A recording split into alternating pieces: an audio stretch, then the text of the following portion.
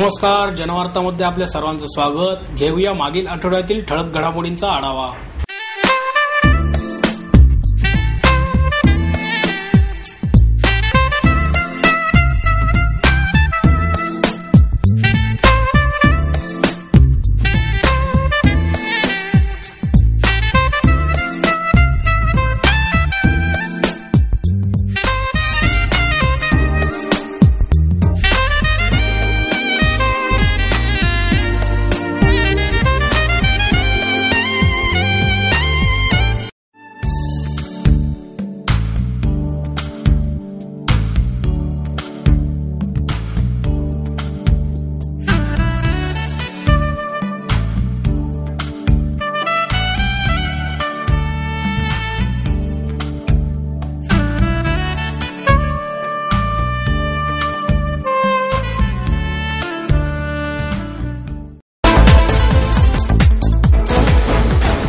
शिवाजीनगर न्यायालयाच्या बाहेर टोळी युद्धाचा भडका उडून 2 जणांवर गोळीबार करण्यात आला।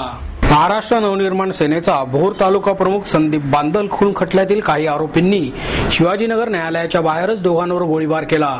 या गोळीबारात एक जण जखमी झाला, त्याच्या उजव्या पायाला गोळी लागली आहे। शिवाजीनगर सत्र न्यायालयापासून हाकेच्या अंतरावर असलेल्या कामगार पुतळ्याजवळील झोपडपट्टी दुपारी 4:30च्या सुमारास हे टोळी युद्ध भडकले। बांदल खून खटल्यातील फरारी आरोपी रोहिदास चोरगे आणि जामिनावर सुटलेले कुलदीप बांदल आणि शशी नलावडे यांच्या विरुद्ध या हल्ल्याप्रकरणी गुन्हा दाखल करण्यात आला आहे। विजय कारके हा या घटनेत जखमी झाला असून त्याला उपचारासाठी ससून रुग्णालयात दाखल करण्यात आले आहे। या घटनेमुळे परिसरातील नागरिकांमध्ये घबराट पसरली होती।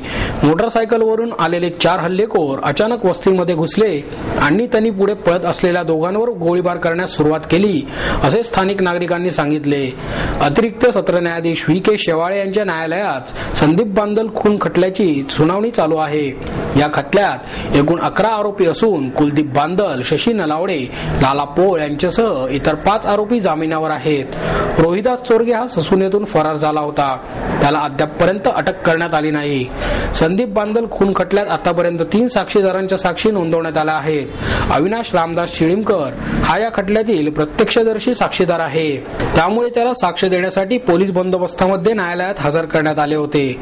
सरकार पक्षाच्या वतीने शिळीमकरची साक्ष नोंदवण्यात आली। या सुनावणीसाठी खटल्यातील जामिनावर सुटलेले आरोपी देखील उपस्थित होते। हल्ल्यात जखमी झालेला विजय कारके हा संदीप बांदलचा मित्र आहे। शिळीमकर सोबत तोही सुनावणीसाठी न्यायालयात आला होता। त्यावेळी न्यायालयाच्या बाहेर विजय कारकेला काही जणांनी धमकावण्याचा प्रकार घडला। त्यावेळी पोलीस तेथे आले आणि त्यांनी सगळ्यांना बाहेर काढले। सुनावणी संपल्यानंतर शिळीमकर पोलिसांसोबत गाडीतून निघून गेला। विजय आणि त्याचा साथीदार दशरथ जाधव बाहेर पडताच मोटरसायकलवरील 4 हल्लेखोरांनी त्यांचा पाठलाग करण्यास सुरुवात केली। जीव वाचवण्यासाठी दोघेही कामगार पुतळ्याजवळील झोपडपट्टीत घुसले। हल्लेखोरही मोटरसायकलवरून त्यांच्या मागे गेले। वस्तीमध्ये गेल्यानंतर एका हल्लेखोराने विजयवर खाली उतरून गोळ्या झाडल्या, परंतु ती गोळी यशोदा कोळी यांच्या घराच्या भिंतीला लागली। त्यानंतरची झाडलेली गोळी विजयच्या मांडीत घुसली आणि तो जखमी झाला। गोळीच्या आवाजाने परिसरातील नागरिक घराबाहेर आहे त्यावेळी हल्लेखोर पसार झाले। थोड्या वेळानंतर 3 जण पुन्हा या परिसरात येऊन गेल्याचे तेथील नागरिकांनी सांगितले। घटनेची माहिती मिळताच परिमंडळ 1 चे उपायुक्त ज्ञानेश्वर फडतरे, खंडणी विरोधी पथकाचे पोलीस निरीक्षक सतीश गोवेकर, सुरेश केकाणे, पांडुरंग शहाणे आणि इतर पोलीस अधिकारी घटनास्थळी दाखल झाले। चोरगेसह इतर आरोपींवर गुन्हा दाखल करण्याचे काम रात्री उशिरापर्यंत सुरू होते।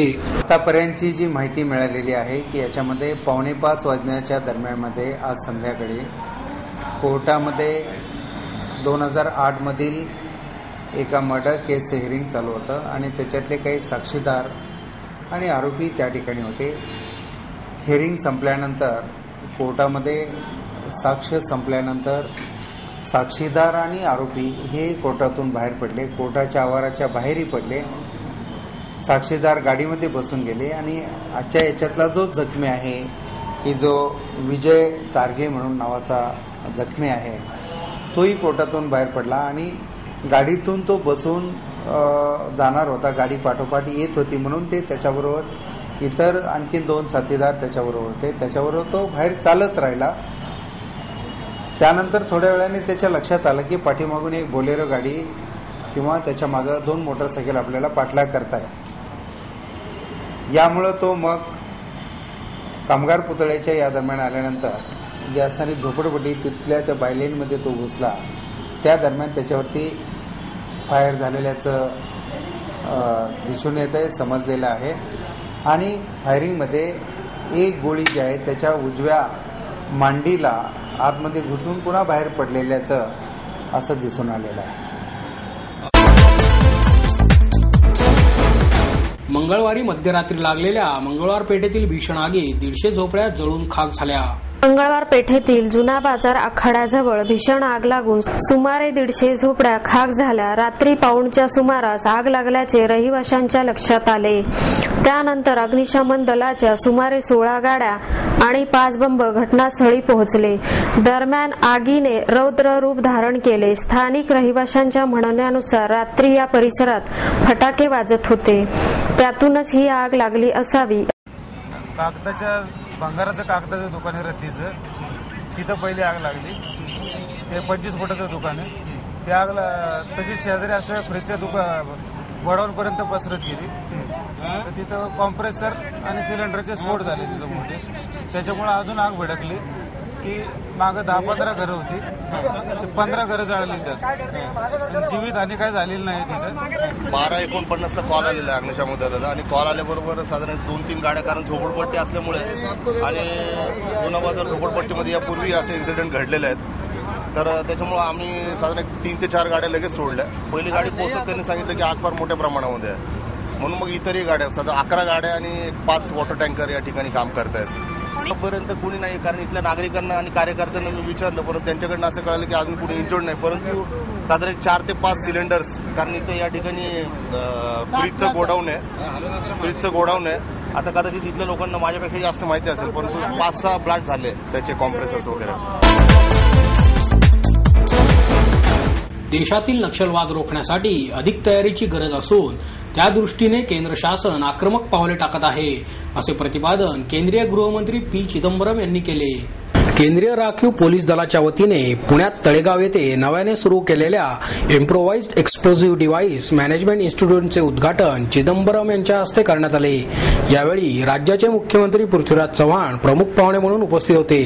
सीआरपीएफचे महासंचालक के विजय कुमार आणि अतिरिक्त महासंचालक PM नायर यावेळी उपस्थित होते. चिदंबरम म्हणाले, देशामध्ये सातत्याने बॉम्बस्फोटाच्या कारवाया सुरू आहेत. सुरक्षिततेसाठी अधिकाधिक सक्षम होणे महत्वाचे आहे. त्यादृष्टीने विचार करता आपल्याला अजून बराच लांबचा पल्ला गाठायचा आहे. चांगल्या मनुष्यबळाची निर्मिती आणि त्याचवेळी त्यांना उच्च दर्जाचे प्रशिक्षण देणे आवश्यक आहे. त्याला अद्ययावत अशा तंत्रज्ञानाची जोड देऊन अंतर्गत आणि बाह्य सुरक्षितता सक्षम होऊ शकेल. मुंबई दिल्लीतील बॉम्बस्फोट या घटना IEDच्याच घटना होत्या. खेळणी, सायकली, मोटरसायकल यामध्ये बॉम्ब लपवून हे बॉम्बस्फोट घडवून आणले जातात. हे घडवून आणणारे आपल्यापेक्षा बुद्धिमान आहेत असे अजिबात नाही.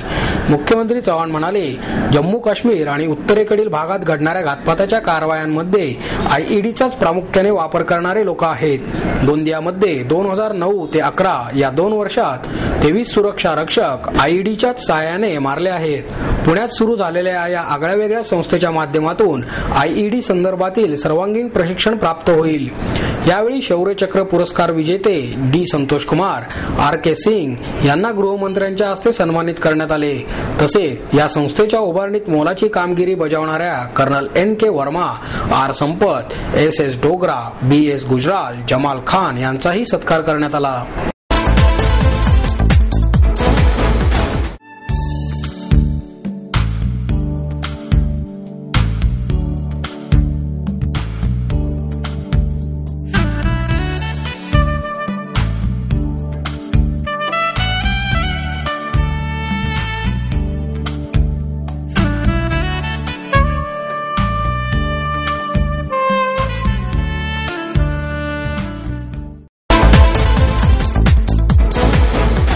सुप्रसिद्ध ज्योतिषाचार्य आदिनाथ साळवी यांना विविध क्षेत्रातील मान्यवरांकडून वाढदिवसाच्या शुभेच्छा देण्यात आल्या. उदंड ज्योतिषशास्त्राचा अभ्यास आणि याच अभ्यासातून त्यांनी वर्तविलेल्या भविष्याने अनेक कुटुंबांचे कल्याण आदिनाथ साळवी यांच्या हातून घडले. अनेकांचे विवाह, नोकरी, कौटुंबिक समस्या सोडविण्यासाठी साळवी यांच्या मार्गदर्शनामुळे यश मिळाले. या ज्योतिषशास्त्राबरोबरच आदिनाथ साळवी यांनी गुड मॉर्निंग विधी लिखित ग्रुपच्या माध्यमातून समाज कार्यातही सहभाग घेत गरीब आणि गरजू विद्यार्थ्यांना शालेय उपयोगी वस्तूंचे वाटप, रुग्णवाहिकेचे लोकार्पण तसेच लोककल्याणार्थ महायज्ञाचे आयोजन अशी अनेक कार्य केली. त्यामुळे सामाजिक संस्थांच्या वतीने आदिनाथ साळवी यांना नुकताच देव माणूस हा पुरस्कार देऊन गौरविण्यात आले. मतदानाच्या दिवशी मतदान केंद्राच्या आवारात सरकारी कामात अडथळा आणल्याप्रकरणी नगरसेवक अविनाश बागवे यांना अटक करून जामिनावर त्यांची सुटका करण्यात आली. या प्रकरणी खडक पोलीस स्टेशनचे पोलीस निरीक्षक संदीपान सावंत यांनी तक्रार दाखल केली होती. खडक पोलिसांनी अविनाश यांच्यासह विठ्ठल सोपान थोरात, दयानंद राम अडागळे, महादेव संभाजी वाघमारे, बुगप्पा धनगर, युसुफ चांद शेख यांना अटक केली होती. पोलिसांनी सर्वांना कोर्टात हजर केले होते. प्रथम वर्ग न्याय दंडाधिकारी व्ही डी देशमुख यांनी सर्वांची 15,000 रुपयांच्या जामिनावर मुक्तता केली. कासेवाडी येथून महापालिकेची निवडणूक लढवणारे अविनाश यांची मतदानाच्या दिवशी कासेवाडीतील SRA इमारतीच्या आवारातच असणाऱ्या मतदान केंद्रावर पोलीस आणि निवडणूक आयोगाच्या अधिकाऱ्यांशी वादावादी झाली होती. मतदान केंद्राच्या आवारात आपल्या कार्यकर्त्यांसह असणारे अविनाश यांना केंद्रापासून 100 मीटरच्या बाहेर जाण्यास सांगण्यात आले होते. अविनाश यांनी पोलिसांशी वाद घातला. त्यानंतर सहाय्यक पोलीस आयुक्त रणजित धुरे यांनी अविनाश यांना धक्के मारत बाहेर काढले होते. तो गुन्हा दाखल होता CR नंबर 26 आणि सेक्शन संतोषाला 143, 353, 506, 188 आणि लोकप्रतिनिधी कायदा सन 151 कलम 130 आणि 131 अन्वय. या गुन्ह्यामध्ये अविनाश बागवे, विठ्ठल सोपान थोरात, दयानंद अडागळे, महादेव संभाजी वाघमारे, बोगप्पा मरियप्पा धनगर, युसुफ चांद शेख इत्यादी लोकांवर जो गुन्हा दाखल होता त्यामधले ते जे आरोपी आहेत ते आज 11 वाजता अटक केली. त्याच्यामध्ये 353 म्हणजे सरकारी कामात अडथळा आणणे आहे. मुळात जी निवडणूक प्रक्रिया सुरू झाली होती बूथपासून 100 मीटरपर्यंत कोणी त्यांच्या जे मतदानाचे जे बूथ आहेत ते ठेवू नये. तर त्या संदर्भात काही 4 उमेदवारांनी आक्षेप घेतला होता. त्या राजीव गांधी कॉम्प्लेक्समध्ये काही चिठ्ठ्या वाटप होते, म्हणजे मतदारांना ज्या चिठ्ठ्या वाटप होत आहेत की त्याचा नंबर कुठे आहे आणि कुठल्या बूथवर आहे, तर ते 100 मीटरच्या बाहेर पाहिजे नियमाप्रमाणे. तर ते आत होतं. त्यामुळं तिथे झोनल ऑफिसर खाडे आले होते. आमच्या काही पोलीस अधिकाऱ्यांनी तिथल्या कार्यकर्त्यांना आणि अविनाश बागवेंना समजून सांगितलं होतं. त्यानंतर तो गुन्हा दाखल झाला होता. त्या गुन्ह्यामध्ये हे आरोपी अटक केले. कॅम्प परिसरात मद्यधुंद वाहन चालकाने 7 वाहनांना धडक देऊन 3 जणांना जखमी केले. ऋषभ भालचंद्र तळेकर असे त्या चालकाचे नाव आहे. दरम्यान समीर रऊफ लखानी, आनंद फुलचंद जैन, राकेश दत्तात्रय नवलीकर हे जखमी झाले आहेत. महात्मा गांधी रस्त्यावर मंगळवारी रात्री 9च्या सुमारास तळेकर हा अलंकार चौकामधून नो एंट्रीतून आला. यानंतर त्याने ट्रायलक चौकातून पुलगेट चौकाकडे जाताना 4 कार आणि 3 दुचाकींना जोरदार धडक दिली होती. यावेळी कारच्या रस्त्यामध्ये आलेल्या समीर लखानी याच्या नाकाला आणि हाताला मार लागला. त्याचप्रमाणे आनंद जैन आणि राकेश नवलीकर यांनाही वाहनाच्या धडकेत जखमा झाल्या आहेत. यावेळी महात्मा गांधी रस्त्यावर आहार हॉटेलजवळ त्याला नागरिकांनी अडवले. होते। गाडी थांबल्यावर त्याला पकडून नागरिकांनी त्वरित लष्कर पोलिसांच्या ताब्यात दिले आहे। या प्रकरणी लष्कर पोलीस ठाण्यात रात्री उशिरापर्यंत गुन्हा नोंद करण्याचे काम सुरू होते। याविषयी लष्कर पोलीस ठाण्याच्या वरिष्ठ पोलीस निरीक्षक सुषमा चव्हाण म्हणाल्या की तळेकर हा मुंबईहून प्रवासी भाडे घेऊन आला होता। पुण्यात तो परत चालला असताना त्याने नो एंट्रीतून येऊन एकूण 7 गाड्यांना उडवले आहे। दरम्यान त्याला पकडल्यानंतर तळेकरने मद्यसेवन केल्याचे निदर्शनास आले आहे।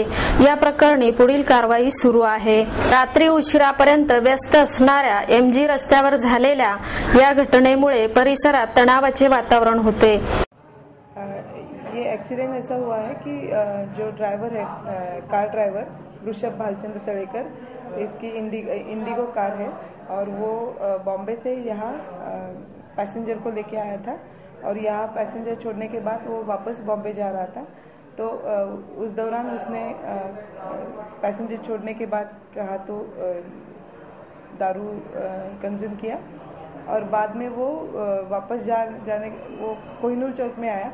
कोहिनूर चौक में उसने राइट टर्न दिया जो नो एंट्री में गया और उधर सामने से जो 4 कार और 3 2 व्हीलर्स गाड़ी को उसने उड़ाया है और 3 लोग इंजर्ड हुए हैं, बाकी किरकोळ इंजर्ड है वो सब।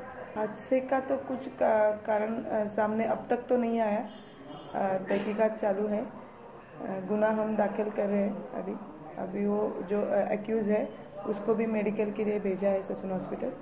वो आने के बाद पूरी जानकारी लेके हम आगे की कार्रवाई करेंगे।